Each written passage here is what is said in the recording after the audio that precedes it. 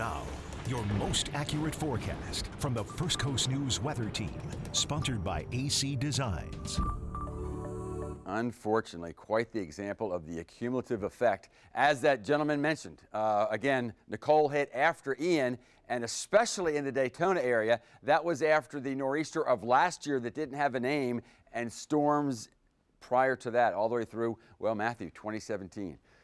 It adds up, or maybe I should say it subtracts when it comes to your foundation. Well, the foundation of our rains lately have been, of course, because of Nicole. There's Nicole going to the northeast, pulling that last line of showers, even thunderstorms I showed you on the radar. There is a cool front on the way, has a lot of rain with it right now, but as that cool front heads our way, it's going to lose most of its precipitation, and because the cool front will arrive about this time Saturday night, even the few sprinkles it has, probably a lot of us won't really notice it, and then that cooler high pressure builds in. All the while, the winds continue to blow from the land and offshore, and that's something we need. Big surf contest tomorrow, and for those of you that don't know, once there's surf, what us surfers like is for the breeze to blow from the land, and then we call it offshore, west-southwest, because that helps it clean up the surf.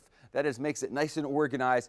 Fantastic stuff for the surf contest. The big question for the surf contest is, will the surf linger until Sunday? But maybe you don't care necessarily about the surf. You just care about how high the water is along the St. Johns and why it takes so long. Well, first of all, again, winds over the weekend will continue to help slowly lower the tidal levels, but there's a whole lot more to it. Michaela's going to take a look. Let's talk about some of the flooding that we got across the First Coast the last couple of days. All right, this tub represents the St. Johns River, and it is full.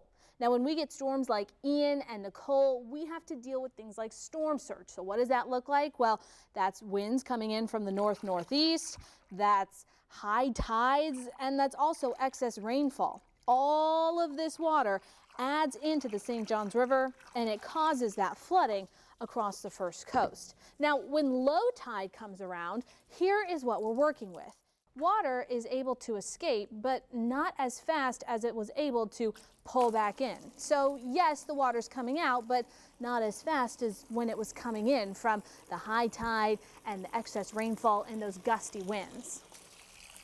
So after several days, our inlets are able to have that water slosh back out to sea. So when we do get our high tides and those gusty winds, yes, our water levels still rise, but it's not enough to flood us like it was the days before.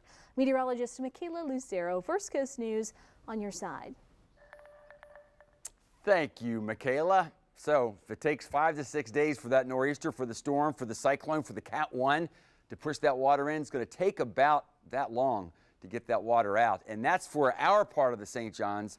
You saw what's happening down around Willaca, going to take even longer than that. Back to land, a nice day, and maybe a nice day to clean up if you have a mess around your place, or maybe help the neighbor. Lows of 62, so not quite as humid as it was this morning. We'll go up to 81 degrees. And for you cool weather lovers, because after all, it is just about mid-November, and we will have cooler air blow in. Morning temperatures down to 51, afternoon highs of 68 degrees. Then comes, I'm going to call it chilly. We'll be down into the 40s. Some of you folks up toward the Okefenokee might even start Monday with some upper 30s. Afternoon highs in the 60s. Looks like our next round of potentially widespread rain will be Tuesday, and then we chill right back down again the rest of the week.